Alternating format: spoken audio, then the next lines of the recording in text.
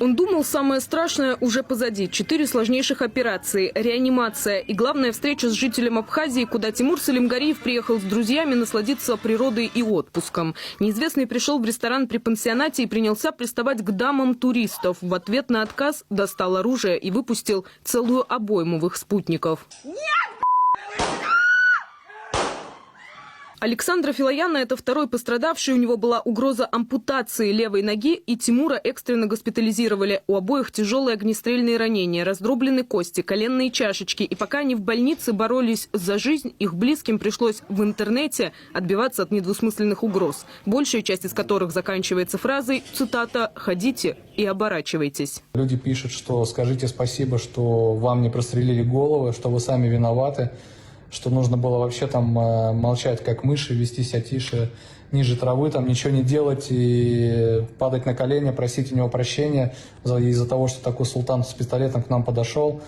То, что он там хозяин территории, а мы никто, мы типа местные русские терпилы, как они выражаются. Тем временем тот самый султан с пистолетом Дмитрий Пилия и сам сейчас находится в больнице. Одна из пуль рикошетом попала в него. Ранее против мужчины возбудили уголовное дело за незаконное хранение оружия. Теперь статья куда серьезнее. Заочно суд избрал ему меру пресечения в виде ареста. Как только обвиняемого выпишут, из-под надзора врачей он отправится под стражу. Но от того не легче, признается Александр. Пока сложно, в общем, говорить. Левая нога, вообще даже про нее даже не хочу, честно говоря, говорить.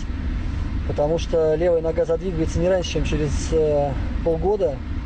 Через месяц мне снимут аппарат. Стоит ли объяснять, на это лето у них были совершенно другие планы. Как бы удивительно ни звучало, к гостеприимству жителей Абхазии, в отличие от руководства пансионата, у них претензий нет. Отношение же к безопасности в гостинице, уверены пострадавшие, излишне легкомысленное. До ЧП их двери были открыты для каждого. На территорию беспрепятственно мог попасть любой. Никаких проверок на входе или, скажем, банального досмотра охраны. Спецконтроля такого у нас нет.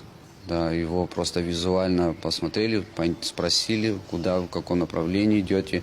Если это рестораны, то их, рестораны, если в лечебный корпус, то лечебный корпус. Сейчас меры безопасности усилили, вероятно, временно. Ведь этот урок, уверен Тимур, ательер явно не усвоил. Вместо того, чтобы занять сторону клиента, что, очевидно, прав, и попытаться урегулировать конфликт, от неудобных постояльцев он попытался откупиться. То, что произошло на территории его отеля, его это особо не волнует. Вот. То, что, скорее всего, мы сами виноваты, потому что такие люди просто так не стреляют. Вот. Ну, все в таком духе, нас обвинил, потом он сказал, что он там дает 200 тысяч, и мы закрываем свой рот. Вот только их молчание, а вместе с тем лечение стоят в разы дороже. За первый месяц они потратили порядка 500 000 рублей. Перелеты родных, аренда жилья в курортный сезон, расходы на лекарства и еду. Потому добиваться компенсации потерпевшие решили через суд. А пока Александр вернулся в столицу, где в ближайшее время начнет реабилитацию. Тимур же по-прежнему находится в клинике, в палате которой отметил свой очередной день рождения. Виктория Юдина, Евгения Арсентьева, Надежда Зыбкина и Лев Мусальников, телекомпания НТВ.